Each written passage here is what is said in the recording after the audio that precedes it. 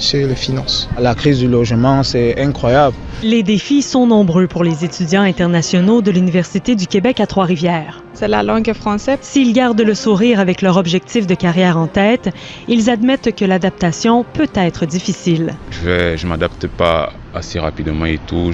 Il y a beaucoup, je pense, le sentiment d'isolement quand on est étudiant international parce qu'on est loin de sa famille, on est loin de son pays. Certains se retrouvent en précarité financière. Devant débourser plus de 20 000 $ annuellement en frais de scolarité, s'ajoutent l'hébergement, l'épicerie, les assurances, le transport et la vie courante. Par exemple, moi, il faut payer 9 000 $ par chaque session. Vraiment, c'est trop cher. Et malheureusement, on n'en a pas les bourses ou comme ça. On peut travailler 20 heures par semaine. Pendant l'été, on peut travailler temps plein.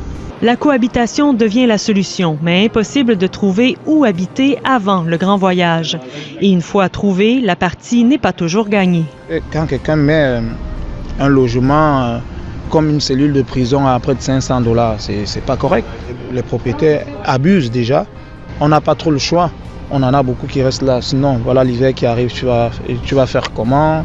Les enjeux sont grands et les réalités différentes, comme chacune de leurs histoires, raison pour lesquelles des programmes et des ressources ont été ajoutés, comme Mosaïque à l'UQTR, qui vise à faciliter l'intégration sociale des étudiants internationaux. On est présentement dans une démarche où on revoit la façon dont on les accueille à travers nos processus administratifs, mais à travers aussi les services qui leur sont offerts pour voir maximiser justement la qualité de l'accueil. Évidemment que tout ce qui s'est passé dans les dernières semaines, on met ça dans le panier aussi, puis on va pousser la réflexion plus loin. Et à la question si l'université en fait suffisamment pour les aider et les accompagner.